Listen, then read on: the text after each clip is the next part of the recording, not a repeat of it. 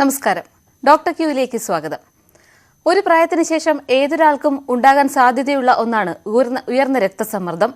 സാധാരണ പ്രായമുള്ളവരിലാണ് ഇത്തരം അവസ്ഥ കൂടുതലായി കണ്ടുവന്നതെങ്കിലും മാറിയ ജീവിതശൈലി മൂലം ചെറുപ്പക്കാരിലും രക്തസമ്മർദ്ദം ഉണ്ടാകുന്നുണ്ട്. ഹൈപ്പർ ടെൻഷന്റെ കാരണങ്ങളും ലക്ഷണങ്ങളുമാണ് ഇന്ന് ഡോക്ടർ ക്യൂവിൽ. തിരുവനന്തപുരം ലോർഡ്സ് ഹോസ്പിറ്റലിലെ ഫിസിഷ്യൻ ഡോക്ടർ റിജിൻ മുഹമ്മദ് താജു സംശയങ്ങൾക്ക് മറുപടി നൽകും. സ്വാഗതം ഡോക്ടർ ക്യൂവിലേക്ക്. നമസ്കാരം ഡോക്ടർ, പണ്ടൊക്കെ അമിത രക്തസമ്മർദ്ദം പ്രായമായ ആൾക്കാരിലായിരുന്നു കൂടുതൽ. ഇന്നിപ്പോൾ ഇത് സർവ്വസാധാരണമായി കാണുന്നുണ്ട്. ഇതിന് കാരണം എന്താണ്? അതെ, നേരത്തെ പറഞ്ഞ പോലെ തന്നെ ജീവിതശൈലിയിൽ വന്ന വ്യത്യാസങ്ങൾ തന്നെയാണ് ഇപ്പം യങ് ആയിട്ടുള്ളവർക്ക്, പ്രായം കുറഞ്ഞവരിൽ അമിത രക്തസമ്മർദ്ദം വരാൻ കാര്യം. പണ്ടൊക്കെ 40 വയസ്സിന് മേലെയൊക്കെയാണ് നമ്മൾ എസെൻഷ്യൽ ഹൈപ്പർ ടെൻഷൻ, അതായത് ജീവിതശൈലി കൊണ്ടുവരുന്ന അമിത രക്തസമ്മർദ്ദം കണ്ടുകൊണ്ടിരിക്കുന്നത്. പക്ഷേ ഇപ്പോഴും 30 വയസ്സിന് താഴെ, 25 വയസ്സ് ആ സമയത്ത് ആ ഒരു വയസ്സിലൊക്കെ നമ്മൾ കാണുന്നുണ്ട്.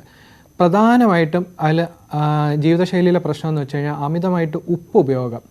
അതായത് നമ്മുടെ ഫാസ്റ്റ് ഫുഡ് അല്ലെങ്കിൽ തന്നെ നമ്മുടെ കേരളത്തിലെ, പ്രത്യേകിച്ച് നമ്മുടെ ഇന്ത്യയിലെ തന്നെ ഭക്ഷണ രീതിയിൽ ഉപ്പ് വളരെ കൂടുതലാണ്. ഒരു ദിവസം 10 ഗ്രാമിൽ കൂടുതലൊക്കെയാണ് ഉപ്പ് ഉപയോഗിക്കുന്നത് ഫുഡിൽ. അപ്പം ശരിക്കും പറഞ്ഞാൽ 5 ഗ്രാമിന് താഴെ പാടുള്ളൂ.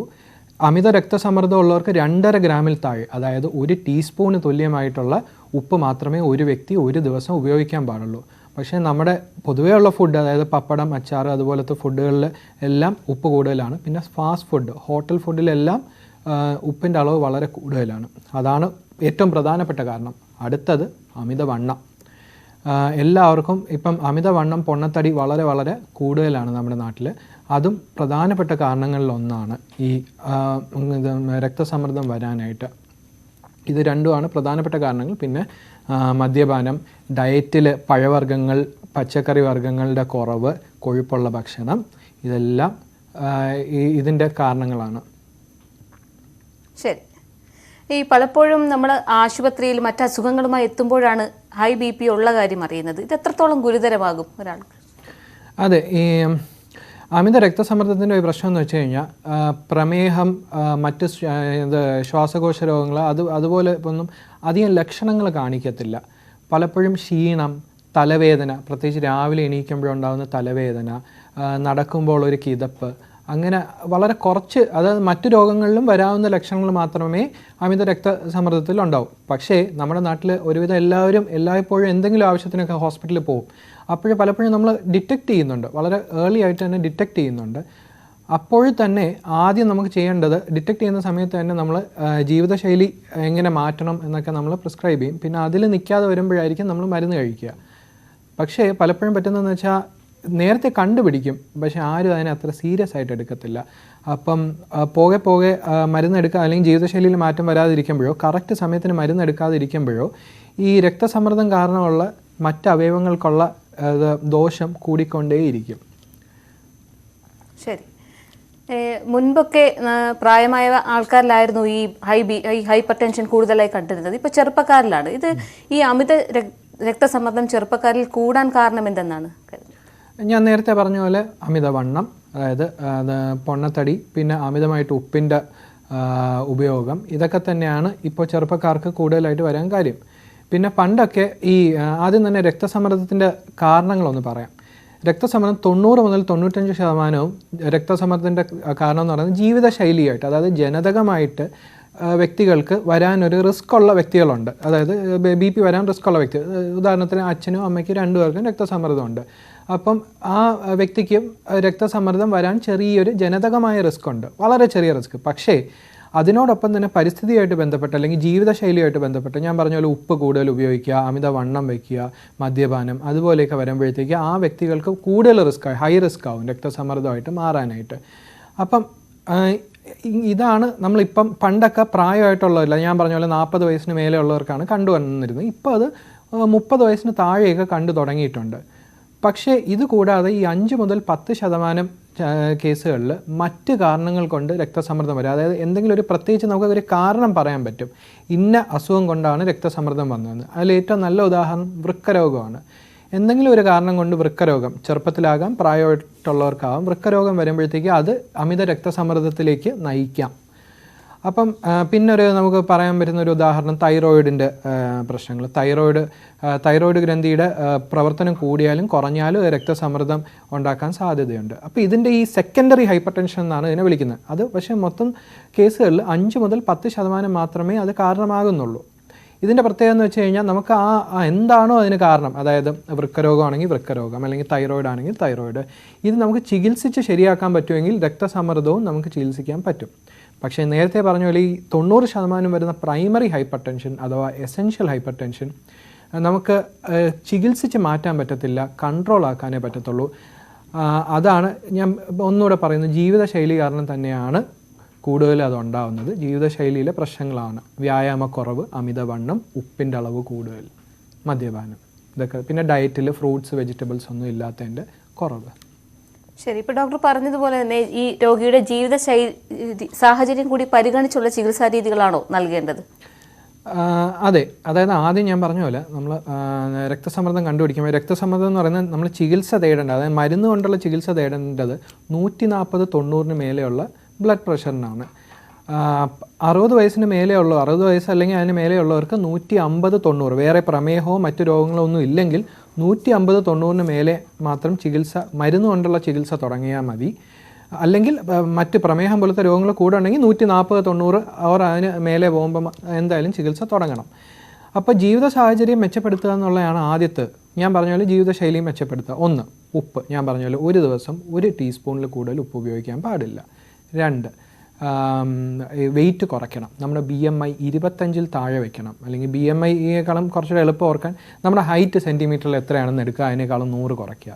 150 സെൻറ്റിമീറ്റർ പൊക്കമുള്ള ഒരാളാണെങ്കിൽ ഒരു 50 കിലോയ്ക്ക് താഴെ ആയിരിക്കണം, അത് കുറയ്ക്കാൻ ശ്രമിക്കുക. പിന്നെ 3ാമത് ഞാൻ പറഞ്ഞ പോലെ ഡാഷ് ഡയറ്റ് എന്ന് പറയും. അതായത് രക്തസമ്മർദ്ദം കുറയ്ക്കാനുള്ള ഭക്ഷണ രീതിയെ നമ്മൾ ഡാഷ് ഡയറ്റ് എന്നാണ് വിളിക്കുന്നത്. അതിൻ്റെ പ്രത്യേകത എന്ന് വെച്ചാൽ 1, ഇഷ്ടം പോലെ പഴവർഗ്ഗങ്ങളും പച്ചക്കറികളും കൂട്ടുക. കാരണം പഴവർഗ്ഗത്തിലും പച്ചക്കറിയിലും പൊട്ടാസ്യത്തിൻ്റെയും കാൽഷ്യത്തിൻ്റെയും മഗ്നീഷ്യത്തിൻ്റെ അളവ് കൂടുതലാണ്. ഇവ ശരീരത്തിൽ ഉപ്പിൻ്റെ അളവ് കുറയ്ക്കുകയും രക്തസമ്മർദ്ദം ഒന്ന് കുറയ്ക്കാൻ സഹായിക്കുകയും ചെയ്യും. അതുപോലെ തന്നെ കൊഴുപ്പുള്ള ഭക്ഷണം കുറയ്ക്കുക. ലോ ഫാറ്റ് ആയിട്ടുള്ള products, low fat dairy products, milk, തൈര്, അതുപോലെയൊക്കെ ഉപയോഗിക്കണം. പിന്നെ ഉപ്പ്, നേരത്തെ ഒന്നുകൂടെ പറയുന്നു, ഉപ്പ് കുറയ്ക്കണം. പിന്നെ മദ്യപാനം കുറയ്ക്കണം. പിന്നെ എക്സസൈസ്, വ്യായാമം എല്ലാ ദിവസവും മിനിമം 30 മിനിറ്റെങ്കിലും വ്യായാമം ചെയ്യണം. എന്ത് വ്യായാമം എന്ന് വെച്ച് കഴിഞ്ഞാൽ നമ്മൾ പറയുന്നത് ബ്രിസ്ക് വാക്കിംഗ് ആണ്. അതായത് കുറച്ചെങ്കിലും കിതയ്ക്കുന്ന രീതിയിലുള്ള നടപ്പ്. അതൊരു 1/2 മണിക്കൂർ എല്ലാ ദിവസവും മിനിമം നടക്കണം. ഡോക്ടർ, ഈ ഭക്ഷണ രീതികളെ സംബന്ധിച്ചും വ്യായാമത്തെ സംബന്ധിച്ചും വിശദമായി തന്നെ നമുക്ക് തിരിച്ചു വരുമ്പോൾ സംസാരിക്കാം. ഇപ്പോൾ ചേർത്തലയിൽ നിന്ന് അനിത എന്നൊരു കോളറുണ്ട്. ഡോക്ടറോട് സംസാരിച്ചോളൂ അനിത. പറഞ്ഞോളൂ. ഹലോ സാറേ, എനിക്ക് 2008 AFTH ചെയ്തായിരുന്നു. അത് കഴിഞ്ഞ് പ്രഷറിന്റെ പ്രശ്നം അങ്ങനെ ഇല്ലായിരുന്നു. ഇപ്പൊ ഇടയ്ക്കിടയ്ക്ക് ഇങ്ങനെ കൂടിയും കുറഞ്ഞും വരുന്നുണ്ട്. എന്ന് പറഞ്ഞാൽ 104 80ന്റെ സ്ഥാനത്ത് 104 വരും. ചിലപ്പോ പിന്നെ മറ്റേത് 180, 154. പിന്നെ നമ്മളൊരു മരുന്ന് കഴിച്ച് ഒരു ദിവസം അങ്ങനെ ഗുളിക കഴിച്ചിട്ടുണ്ട്, അതങ്ങോട്ട് ലോ ആയി പോണം. അത് എന്താണ് സാറ്? ചില സമയത്ത് ഈ ആദ്യം തന്നെ ഈ 2008 എന്ത് ഓപ്പറേഷൻ ആയിരുന്നു ചെയ്തത്? എനിക്ക് ഹാർട്ടിന് ഹോൾ അടച്ചതായിരുന്നു. ഓക്കെ, ശരി, ഓക്കെ, മനസ്സിലായി. അപ്പം ചില തരം ഹൃദ്രോഗങ്ങൾക്ക് ബ്ലഡ് പ്രഷർ താന്നു പോകാനും കൂടിപ്പോകാനും എല്ലാം സാധ്യതകളുണ്ട്. അത് എന്തിനു വേണ്ടിയായിരുന്നു ആ ഓപ്പറേഷൻ ചെയ്തതെന്നനുസരിച്ചിരിക്കും. പിന്നെ ഈ ബ്ലഡ് പ്രഷർ കൂടിപ്പോകുന്നതും കുറഞ്ഞു പോകുന്നതും ചില സമയത്ത് നമ്മൾ കഴിക്കുന്ന മരുന്നിൻ്റെ ഡോസ് കറക്റ്റായില്ലെങ്കിൽ ഒരല്പം ഡോസ് കൂടിയാൽ ചിലപ്പോൾ ബ്ലഡ് പ്രഷർ താന്നു പോകാൻ സാധ്യതയുണ്ട്. അപ്പം ഡോസിങ് കറക്റ്റ് ആക്കുക എന്നുള്ളതാണ് പ്രധാനം. പിന്നെ അതിനോടൊപ്പം തന്നെ ഞാൻ നേരത്തെ പറഞ്ഞ ജീവിതശൈലിയിലെ മാറ്റങ്ങളും എല്ലാം കറക്റ്റായിരിക്കണം. ഈ 100-ന് അതായത് താഴത്തെ ബ്ലഡ് പ്രഷറാണല്ലോ പറഞ്ഞത്, 104 അത് കൂടുതൽ തന്നെയാണ്. 180 വളരെ കൂടുതലാണ്. അപ്പോൾ നമ്മൾ ഒരു മരുന്ന് തന്നെ 1 മാസം കഴിച്ചിട്ട് നോക്കണം. പിന്നെ എന്നിട്ട് 1 മാസത്തിന് ശേഷം ബ്ലഡ് പ്രഷർ ഒന്നുകൂടെ ചെക്ക് ചെയ്യാം. അല്ലെങ്കിൽ മറ്റൊരു രീതി ചെയ്യാൻ പറ്റുന്നതെന്ന് വെച്ചാൽ നമുക്ക് വീട്ടിൽ വെച്ച് തന്നെ രക്തസമ്മർദ്ദം അളക്കാൻ പറ്റും. നമുക്ക് ഡിജിറ്റൽ മെഷീൻ കിട്ടും. അപ്പോൾ ഡിജിറ്റൽ മെഷീൻ വീട്ടിൽ പറ്റുമെങ്കിൽ ഒരെണ്ണം വാങ്ങിയിട്ട് ദിവസം ഈ രക്തസമ്മർദ്ദം കുറഞ്ഞു പോകുന്നു എന്ന് തോന്നുന്ന സമയത്ത് നമ്മൾ അപ്പോഴും തന്നെ നോക്കുക. എന്നിട്ട് ആ സമയത്ത് നമ്മൾ എന്ത് മരുന്നാണോ കഴിച്ചത് എന്ന് ഒന്ന് നോട്ട് ചെയ്തിട്ട് നിങ്ങൾ ചികിത്സിക്കുന്ന ഡോക്ടറോട് പോയി പറയണം, ഡോക്ടർ ഞാൻ എല്ലാ ദിവസവും ഇന്ന മരുന്നാണ് കഴിക്കുന്നത്, എനിക്ക് ഇന്ന സമയമാകുമ്പോൾ പെട്ടെന്ന് ബ്ലഡ് പ്രഷർ താഴ്ന്നു പോകുന്നു, ഇന്ന സമയമാകുമ്പോൾ ബ്ലഡ് പ്രഷർ പെട്ടെന്ന് കൂടുന്നു. അപ്പോൾ അതനുസരിച്ച് ഡോക്ടറിന് നോക്കിയിട്ട് നമ്മുടെ ഡോസിങ്ങും, അതായത് മരുന്നിൻ്റെ ഡോസും അതിൻ്റെ സമയവും ഒക്കെ കറക്റ്റാക്കി തരാൻ പറ്റും. പിന്നെ പിന്നെ പിന്നെ അത് ശരിയായിക്കോളും, പേടിക്കാനില്ല. ശരി. കായംകുളത്ത് നിന്ന് ബീന എന്നൊരു കോളർ കൂടിയുണ്ട്. ഡോക്ടറോട് സംസാരിച്ചോളൂ. ഹലോ, പറഞ്ഞോളൂ ബീന. ഡോക്ടർ എന്റെ മകൾക്ക് വേണ്ടിയിട്ടാണ്. മോളുടെ BP ആണെങ്കിൽ അങ്ങ് ലോ ആയിക്കൊണ്ടിരിക്കുന്നു. 24 വയസ്സേ ഉള്ളൂ. അപ്പൊ ഇത് എന്താണെന്ന് ഒരു വിവരം, മറ്റു പ്രത്യേകിച്ച് അസുഖങ്ങളൊന്നും ഇല്ല താനും. അപ്പൊ ഇതിനിടയ്ക്ക് ഒരു ദിവസം കുഞ്ഞ് വെളിയിൽ നിൽക്കുന്ന സമയത്ത് തല ചുറ്റിയങ്ങ് വല്ലാതെ വീണു ഹോസ്പിറ്റലിൽ കൊണ്ടുവന്നപ്പോ ലോ പ്രഷർ ആയിരുന്നു. അപ്പൊ അതിനുശേഷം മെഡിസിൻ കഴിച്ചു കഴിഞ്ഞ് കുഴപ്പമില്ലാതിരുന്നു. പിന്നെ ഇപ്പൊ ഒരു 2-3 വർഷം കഴിഞ്ഞു ഇപ്പൊ വീണ്ടും എപ്പോ ചെന്നാലും ലോ ആവുക. അത് എന്താണെന്നൊന്നും അറിയാനായിട്ട്. ഓക്കെ, ശരി. ഈ ലോ BP എന്ന് പലപ്പോഴും നമ്മൾ ഈ ലോ BP എന്ന് പറയുമ്പം എത്ര ലോ എന്ന് എങ്ങനെ ആശുപത്രി പറഞ്ഞായിരുന്നു? എത്രയായിരുന്നു BP എന്ന് മോളുടെ? ഹലോ, കേൾക്കാമോ? ഹലോ, മോളുടെ BP എത്രയായിരുന്നു എന്നാ പറഞ്ഞത് ആശുപത്രി കൊണ്ടുപോയപ്പം? 60 കുറഞ്ഞു അല്ലേ? ശരി. സംഭവം എന്ന് വെച്ച് കഴിഞ്ഞാൽ ഈ ലോ BP എന്ന് പറയുന്നത് പലപ്പോഴും ലോ BP ആണോന്നില്ല. ഈ ഒരുവിധം പ്രായപൂർത്തിയായിട്ടുള്ളവർക്ക്, അത്യാവശ്യം ഹെൽത്തി ആയിട്ടുള്ളവർക്കൊക്കെ 120/80 പറയുക. പക്ഷേ പലപ്പോഴും നമ്മുടെ ശരീരഘടന അനുസരിച്ച് ഈ 110ഉം 100ഉം വരെ ചിലപ്പോൾ നോർമലായിരിക്കും അഡൾട്ട്സിന്. പിന്നെ പെട്ടെന്ന് BP താന്നു, അപ്പോൾ ഈ 100-110 വരെ ഒന്നും വലിയ വിഷയമില്ല, നമുക്ക് ലോ BP എന്ന് പറയാൻ പറ്റത്തില്ല. പിന്നെ ഈ BP താന്നു പോകാനായിട്ടും കാരണങ്ങളെന്ന് വെച്ചാൽ, ഒന്ന് ഈ കൗമാരപ്രായക്കാർക്കെല്ലാം ഈ അനീമിയ, രക്തക്കുറവ് വരാൻ സാധ്യതയുണ്ട്. അപ്പോൾ നമ്മൾ എവിടെയെങ്കിലും പോയി എന്തെങ്കിലും കൂടുതൽ ജോലി, എന്തെങ്കിലും ആയാസപ്പെട്ട് ജോലി ചെയ്യുമ്പോഴത്തേക്കും ഒരു ക്ഷീണവും കാര്യങ്ങളൊക്കെ വരാൻ സാധ്യതയുണ്ട്. ഡീഹൈഡ്രേറ്റ്, അതായത് ശരീരത്തിൽ നിന്ന് ഈർപ്പം അഥവാ എന്തെങ്കിലും നഷ്ടപ്പെടുന്ന അവസ്ഥകളിൽ ഒത്തിരി വെയിലത്ത് നിൽക്കുകയോ ജോലി ചെയ്യുകയോ ചെയ്യുമ്പോഴത്തേക്കും BP, രക്തത്തിൽ നിന്ന് ഈർപ്പം നഷ്ടപ്പെട്ടിട്ട് രക്തസമ്മർദ്ദം കുറഞ്ഞു പോകാൻ സാധ്യതയുണ്ട്. പിന്നെ കുറേ സീരിയസ് ആയിട്ടുള്ള കുറേ അസുഖങ്ങളുണ്ട്. അതായത് നമ്മുടെ താളം, ഹൃദയത്തിൻ്റെ താളത്തിന് വ്യത്യാസം വരുമ്പോഴത്തേക്കോ ഹൃദയത്തിൻ്റെ പ്രവർത്തനത്തിന് എന്തെങ്കിലും വ്യത്യാസം വരുമ്പോഴോ ഒക്കെ BP താന്നു പോകാം. ഏറ്റവും കോമൺ ആയിട്ട് നമ്മൾ കാണുന്നതെന്ന് വെച്ച് കഴിഞ്ഞാൽ ഈ ഡീഹൈഡ്രേഷൻ തന്നെയാണ്. ഈ ഈർപ്പം നഷ്ടപ്പെട്ടിട്ട് രക്തസമ്മർദ്ദം കുറയും. നമ്മൾ ആശുപത്രി കൊണ്ടുപോയി ഡ്രിപ്പ് ഇടുമ്പോഴത്തേക്ക് അതങ്ങ് നോർമലാവും. അതാണ് ഏറ്റവും കോമൺ ആയിട്ട് നമ്മൾ ഏറ്റവും കൂടുതൽ കാണുന്നത്. പക്ഷേ മറ്റ് ഗുരുതരമായിട്ട് എന്തെങ്കിലും അസുഖങ്ങൾ ഹൃദയത്തിനുണ്ടോ എന്ന് അടുത്തുള്ള ഡോക്ടറെ കാണിച്ചിട്ട് ശരിയായ രീതിയിൽ പരിശോധിച്ച് തന്നെ കണ്ടുപിടിക്കണം. അതിന് പരിശോധന വേണം, ECG വേണം. ഇത് രണ്ടും നോർമലാണെങ്കിൽ ചിലപ്പോൾ അതുപോലത്തെ കാർഡിയോഗ്രാം അതുപോലത്തെ ടെസ്റ്റുകളൊക്കെ വേണ്ടി വരും. എന്നാലേ നമുക്ക് കൃത്യമായി പറയാൻ പറ്റത്തുള്ളൂ. ശരി. ഇടവേളയ്ക്ക് ശേഷം ഡോക്ടർ Q തുടരും.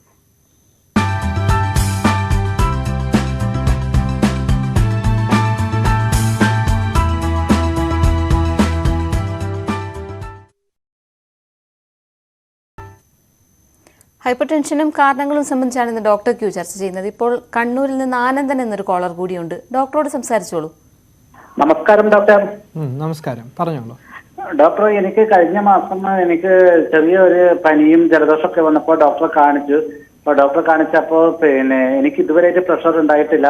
അപ്പം നല്ല ഹൈ പ്രഷറാണെന്ന് പറഞ്ഞു ഡോക്ടർ കാണിച്ചപ്പോൾ. അങ്ങനെ 3-4 ദിവസം കഴിഞ്ഞ് ടെസ്റ്റ് ചെയ്തപ്പോൾ പിന്നെ പോസിറ്റീവ്, അതായത് കോവിഡ് ആണെന്ന് മനസ്സിലായി. അങ്ങനെ കുറച്ച് ദിവസം റെസ്റ്റെല്ലാം എടുത്ത് ഞാൻ ആദ്യം ജോലിക്ക് പോകാൻ തുടങ്ങി. ജോലിക്ക് എടുക്കാൻ എനിക്ക് ഭയങ്കരമായിട്ട് ഒരു മാനസിക പിരിമുറുക്കവും കുറച്ച് ടെൻഷനും കാര്യങ്ങളൊക്കെ ഉണ്ട് ജോലി കാര്യങ്ങളിൽ.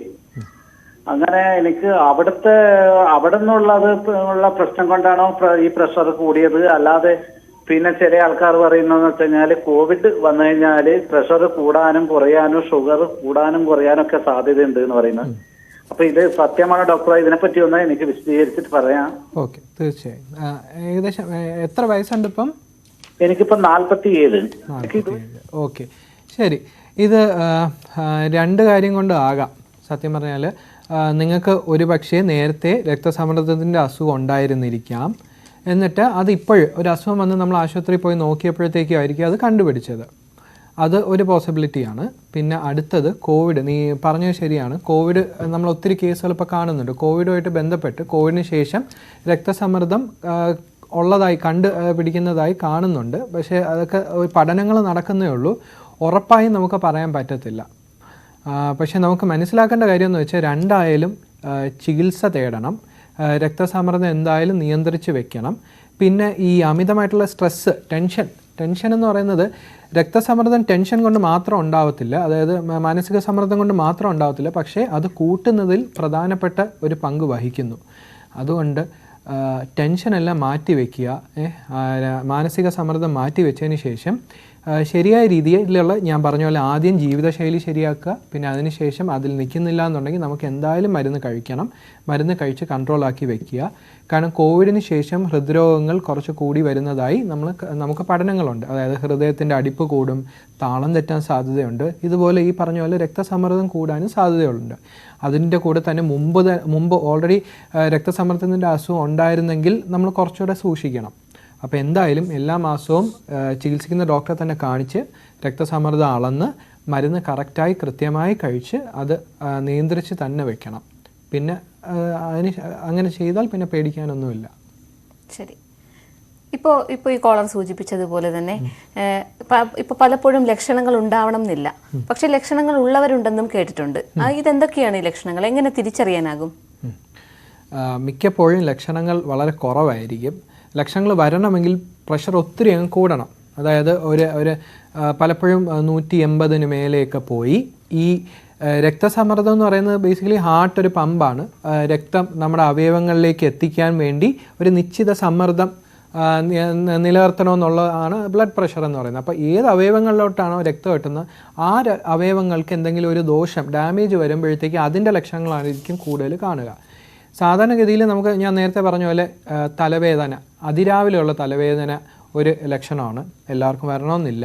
പിന്നെ ക്ഷീണം, നടക്കുമ്പോൾ ഉള്ളൊരു കിതപ്പ്, പിന്നെ രാത്രി ഉറക്കം കിട്ടുന്നില്ല, ഇതൊക്കെ രക്തസമ്മർദ്ദത്തിൻ്റെ ലക്ഷണങ്ങളായിട്ട് വരാം. പിന്നെ രക്തസമ്മർദ്ദം കാരണം ഈ അവയവങ്ങൾക്ക് ഡാമേജ് വരുമ്പോഴത്തേക്കുള്ള, അതായത് ഒത്തിരി പ്രഷർ കൂടിയിട്ട് വൃക്കകൾക്ക് ഡാമേജ് വരുമ്പോൾ നീര് കെട്ടാം ശരീരത്തിൽ, അതൊക്കെ വൃക്കരോഗമായി മാറും. പിന്നെ പക്ഷാഘാതം, അതായത് രക്തസമ്മർദ്ദം കൂടി സ്ട്രോക്കായി മാറിക്കഴിഞ്ഞാൽ പക്ഷാഘാതമാവും, ഹൃദയാഘാതം വരാം. അപ്പോൾ അപ്പോഴൊക്കെയായിരിക്കും പലപ്പോഴും നമ്മൾ കണ്ടുപിടിക്കുക. ശരി. ഇപ്പോൾ റാന്നിയിൽ നിന്ന് അമ്പിളി എന്നൊരു കോളർ കൂടിയുണ്ട്. അമ്പിളി സംസാരിച്ചോളൂ ഡോക്ടറോട്. ഹലോ ഡോക്ടർ, എനിക്ക് 39 വയസ്സായിട്ടുണ്ട്. എനിക്ക് ഇടയ്ക്കിടയ്ക്ക് ഇങ്ങനെ BP കൂടിക്കൊണ്ടിരിക്കും. ചിലപ്പോൾ 180, 110 ഇങ്ങനെ ഹൈ ആയിട്ട് കൂടിക്കൊണ്ടിരിക്കും. അപ്പൊ തന്നെ ഒരു 2 ദിവസം കഴിയുമ്പോ തന്നെ നേരെ താന്ന് ലോ ആയിട്ട് പോവുകയും ചെയ്യും. അപ്പൊ BPയുടെ ഗുളിക ഞാൻ കഴിക്കുന്നുണ്ട്. അതിന്റെ കൂടെ പ്രഷർ കൂടുമ്പോഴത്തേനും എനിക്ക് ഛർദില് അങ്ങനെയൊക്കെ ഉണ്ടാകാറുണ്ട്. അതിന് ഞാൻ BPയുടെ ഗുളിക കഴിച്ചെങ്കിൽ പോലും എനിക്ക് പ്രഷർ ഇടയ്ക്കിടയ്ക്ക് ഇങ്ങനെ കൂടിക്കൊണ്ടിരിക്കുക. ഓക്കെ. ഈ പ്രഷർ കുറയുമ്പോ എത്രത്തോളം കുറയും? 180 കുറയുമ്പം 70, 170 അങ്ങനെ കുറഞ്ഞു വരും. 90, 70 അങ്ങനെ ആയി വരും. ഓക്കെ. ഇത് വീട്ടിൽ വെച്ചാണോ നോക്കാറ് അതോ ആശുപത്രി പോയിട്ട് നോക്കോ? ഹോസ്പിറ്റലിൽ പോകും. തലവേദന വരുമ്പോഴാണ് ഹോസ്പിറ്റലിൽ പോകാറ്. ഓക്കെ, തലവേദന വരുമ്പോഴാണ് ഹോസ്പിറ്റലിൽ പോകാറ്. ഓക്കെ, ശരി. അപ്പോൾ ഹോസ്പിറ്റലിൽ വെച്ച് നോക്കുമ്പോഴാണ് കാണുന്നത് അല്ലേ BP കൂടുതലാണെന്നും കൂടുതലാണെന്നും ഹോസ്പിറ്റലിൽ ചെല്ലുമ്പോഴാണ് കാണുന്നത്. അത് ഏറ്റവും കൂടുതലായി കഴിയുമ്പോഴായിരിക്കും ഡോക്ടർ തലവേദന വരാറ്. ഓക്കെ, ശരി. ഇതിൽ പിന്നെയും 2 പോസിബിലിറ്റി ഉണ്ട്. പലപ്പോഴും നമ്മൾ ആശുപത്രി പോയിട്ട് നമ്മൾ രക്തസമ്മർദ്ദം ചെക്ക് ചെയ്യുമ്പോഴത്തേക്കും, മറ്റേ BP ചെക്ക് ചെയ്യുമ്പോഴത്തേക്കും ചിലപ്പോൾ കൂടുതലായിട്ട് കണ്ടേക്കാം. നമ്മൾ പോകുമ്പം ഒരു ടെൻഷൻ കാരണമൊക്കെ ചിലപ്പോൾ വരുന്നതായിരിക്കാം. അതിനെ നമ്മൾ വൈറ്റ് കോട്ട് ഹൈപ്പർ ടെൻഷൻ എന്ന് വിളിക്കും. ഈ കേസിൽ ഒരു പക്ഷേ രക്തസമ്മർദ്ദം ചിലപ്പോൾ കാര്യമായിട്ടുണ്ടാവത്തില്ല, പക്ഷേ ആശുപത്രി മറ്റ് കാരണങ്ങൾ കൊണ്ടുള്ള തലവേദനയാകാം. ആശുപത്രി പോയി പരിശോധിക്കുന്ന സമയത്ത് ചിലപ്പോൾ കൂടി നിൽക്കുന്നതാവാം, പിന്നീട് അതങ്ങ് വീട്ടിൽ വരുമ്പോൾ കുറയുന്നതാകാം. പക്ഷെ ഉറപ്പില്ല, ഇതൊക്കെ പരിശോധിച്ചാലേ പറയാൻ പറ്റൂ. പിന്നുള്ളൊരു പോസിബിലിറ്റി എന്ന് വെച്ച് കഴിഞ്ഞാൽ ചില അസുഖങ്ങളിൽ ഈ ഹൃദയമായിട്ട് ബന്ധപ്പെട്ട് ചില സമയത്ത് ബ്ലഡ് പ്രഷർ കൂടുകയും കുറയുകയും ഒക്കെ സാധ്യതയുണ്ട്. ഈ അഡ്രിനൽ ഗ്രന്ഥിയായിട്ടൊക്കെ ബന്ധപ്പെട്ട് അങ്ങനെ വരാം. അപ്പോൾ നമുക്ക് ഉറപ്പ് പറയാൻ പറ്റത്തില്ല.